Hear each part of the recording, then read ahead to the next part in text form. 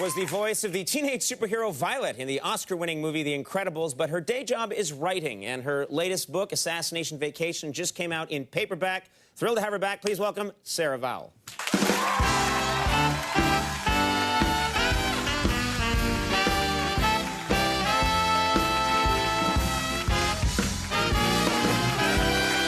How you doing? Hi.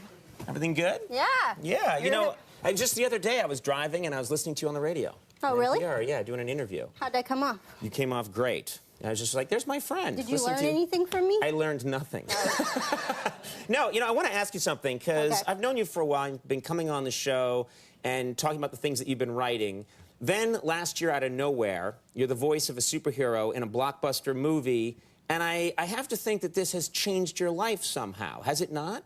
Well, I mean, I'm not actually a superhero, so... Right. In fact, I'm just the opposite of a superhero, so being a superhero just highlights, you know, things like me being afraid to swim, and I can't drive, and I'm allergic to wheat. And... You're allergic to wheat? Yeah. That's so embarrassing. It definitely makes things kind of lonesome at bagel time, you know, but... Right. But actually, I'm finding I'm not alone. There's this whole subculture of people who are allergic to wheat, and there's even a magazine for people like me. There's a magazine for people that can't eat wheat. Yeah. Really? Yeah. Well, you know how magazine names are supposed to...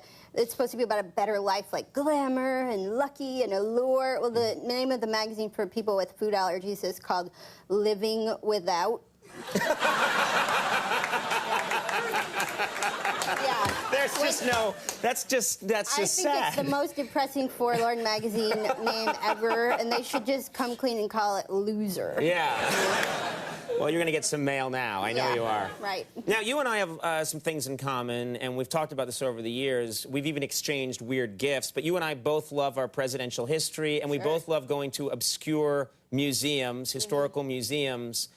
But I was very glad to hear you say recently that even you find some of them boring. Because there are ones that... Yeah, I know, you can be a nerd for this stuff, but then there are ones you go to and you think, I'm sorry, this is a huge waste of time. Yeah. Well, I found... Recently I was on just such a tour, and I found one thing that helps is if you imagine your tour guide is a werewolf. So, yeah, so it just kind of adds a little extra spice to the tour, you know? Sure, like, yeah. You'd be talking about the damage from the 1906 earthquake, but it's like werewolves talking about earthquake damage. and actually, this works in all aspects of life, I've found. Like, you know, say a talk show guest maybe isn't as funny as you wanted. Like, werewolf, it's pretty funny for a werewolf, right? Or, like, maybe you're drifting off during a State of the Union address. Right. Werewolf president, far more interesting. Sure. So if you can just commit to that, all right, then that's going to work. All right. Now you've had this part-time gig, which is exciting. You've been writing a guest column for the New York Times. And one of the problems I would think is that's a lot of pressure. You got to come up with ideas.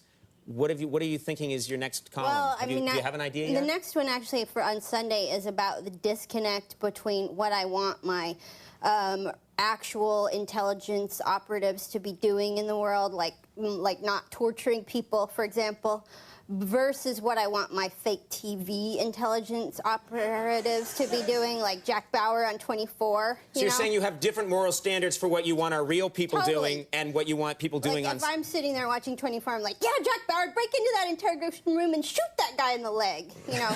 But I don't want them doing that in real life. Right, so you're very... When you're watching TV, this violent side of you comes out. It's very cathartic, I think. Yeah. You know, like the other night, he was trying to get information out of someone. He's like, first I'm going to cut out your right eye, then I'm going to move over and I'm going to cut out your left eye. I'm going to keep going until I... And I was like, do it, you know. Then you realize you're just about to bite into a wheat bagel. Yeah.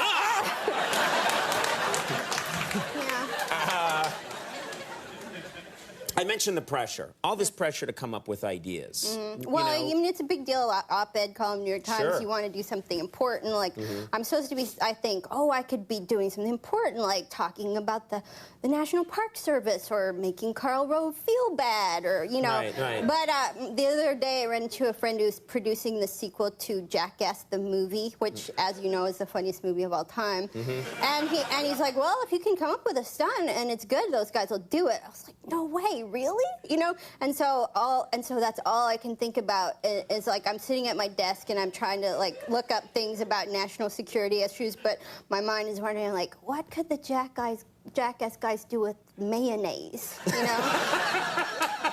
Because actually, like, you know, that would be the proudest moment of my life if I came up with something that they did. Right. You know. So at the New York Times, they see you at your computer and they're like, "Wow, what things is she thinking?" And they have no idea. Right. Yeah. Like, what's the tallest place? You know. No. Yeah, exactly. All right. Well, have you thought of it? You haven't thought of anything yet. No. All right. Well, we'll help you. I got a bunch of writers that'll, like, in 5 minutes, they'll come up with it. They're good when it's a complete waste of time. Assassination Vacation is now available in paperback, and it's a fantastic book. Go out and get this book if you don't have it. Sarah, thanks so much. We love it when you come by. Yeah. Sarah Vowell. We'll take a break. We'll be right back. Stick around.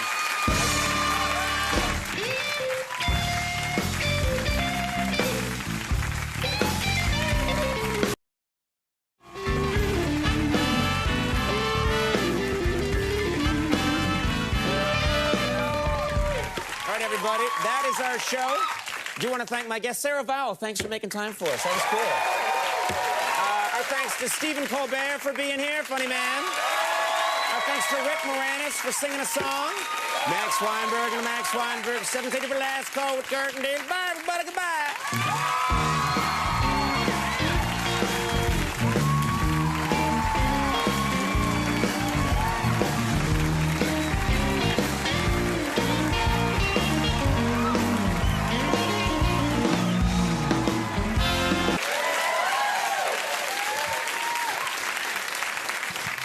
Hey, folks, here's what I would have sang on Sunday if they'd have let me. Hit it, Max. Against the Seahawks. We were playing against the Seahawks. We were young and from Pittsburgh, and we're playing against the Seahawks. Just take those old Steelers off the shelf. I'm talking Franco, Sean, and Bradshaw himself. Today's Steelers ain't got the same soul. Not like that team that won the Super Bowl. Like to block, to protect the quarterback. Like to block, got a guard against the sack. All right, I thought those were terrible, but thank you, Bob Seger. I think you should go. Thank you, Bob Seger, everybody. Oh, like to block.